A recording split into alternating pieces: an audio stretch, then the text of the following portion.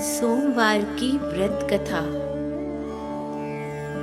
एक बहुत धनवान साहूकार था जिसके घर धन आदि किसी प्रकार की कोई कमी नहीं थी, परंतु उसको एक दुख था। उसके कोई पुत्र नहीं था। वो इसी चिंता में रात दिन रहता था। वो पुत्र की कामना के लिए प्रति सोमवार को शिव जी का व्रत और पूजन किया करता था तथा सायंकाल को शिव जी के मंदिर में जाकर शिव जी के श्री विग्रह के सामने दीपक जलाया करता था। उसके इस भक्ति भाव को देखकर एक समय शिव पार्वती जी ने शिव जी महाराज जी से कहा कि हे महाराज, ये साहूकार आपका अनन्य भक्त है और सदैव आपका व्रत और पूजन बड़ी श्रद्धा से करता है। इसकी मनोकामना पूर्ण करनी चाहिए। शिव जी ने कहा, हे पार्वती, ये संसार कर्म क्षेत्र है। जैसा किसान खेत में बीज बोता है वैसा ही फल काटता है, उसी तरह इस संसार में प्राणी जैसा कर्म करते हैं वैसा ही फल भोगते हैं। पार्वती जी ने अत्यंत आग्रह से कहा, महाराज, जब ये आपका अनन्य भक्त है और इसको अगर किसी प्रकार का दुख है तो उसको अवश्य दूर करना चाहिए, क्योंकि आप तो सदैव अपने भक्तों पर दयालु होते हैं और उनके दुखों को दूर करते हैं। यदि आप ऐसा नहीं करेंगे तो मनुष्य आपकी सेवा और व्रत क्यों करेंगे? पार्वती जी का ऐसा आग्रह देखकर शिवजी महाराज जी कहने लगे, हे पार्वती, इसके कोई पुत्र नहीं है। इसी चिंता में ये अति दुखी रहता है। इसके भाग्य में पुत्र ना होने पर भी मैं इसको पुत्र की प्राप्ति का वर देता हूँ, परंतु ये पुत्र केवल 12 वर्ष तक जीवित रहेगा। इसके पश्चात वो मृत्यु को प्राप्त हो जाएगा। इससे अधिक मैं और कुछ नहीं इसके लिए कर सकता। ये बातें साहूकार सुन रहा था। इससे उसको ना तो कुछ प्रसन्नता हुई और ना ही कुछ दुख हुआ।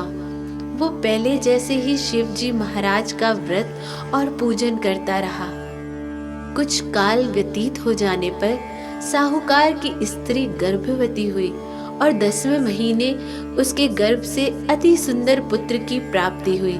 साहूकार के घर में बहुत खुशियां मनाई गई, परंतु साहूकार ने उसकी केवल 12 वर्ष की आयु जान कोई अधिक प्रसन्नता प्रकट नहीं की और ना ही किसी को ये भेद बताया।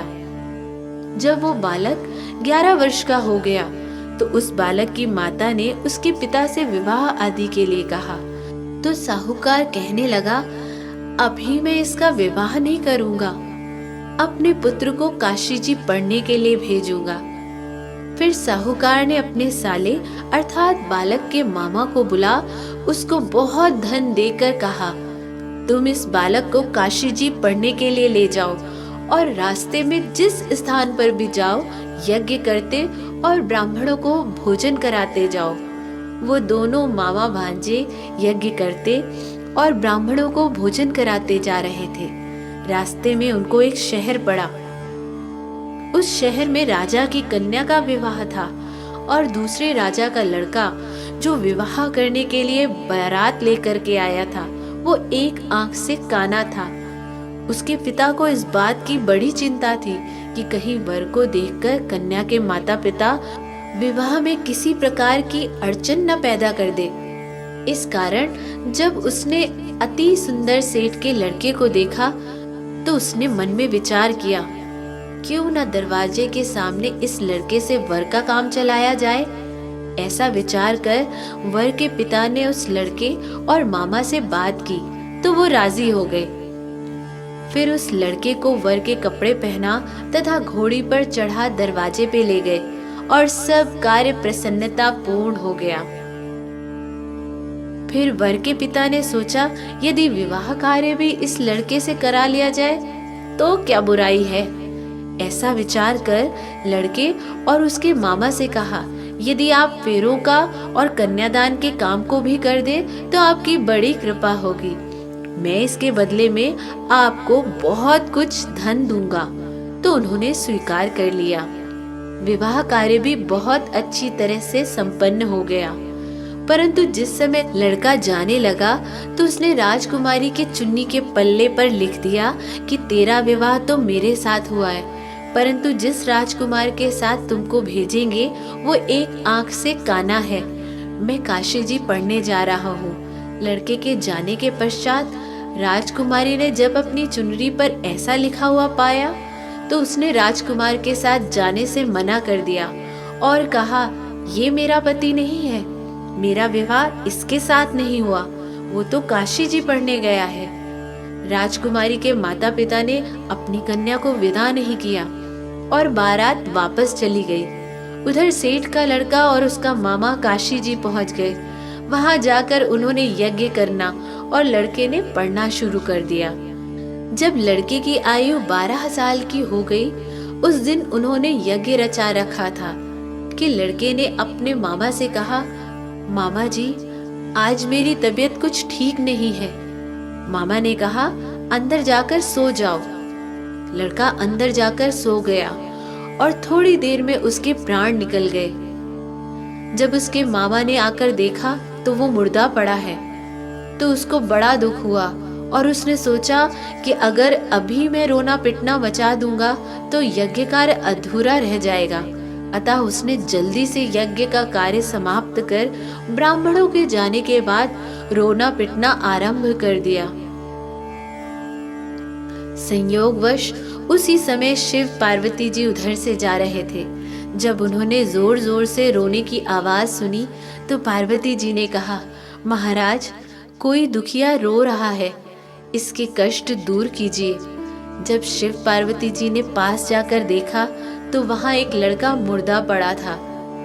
पार्वती जी कहने लगी, महाराज, ये तो उसी सेठ का लड़का है जो आपके वरदान से हुआ था।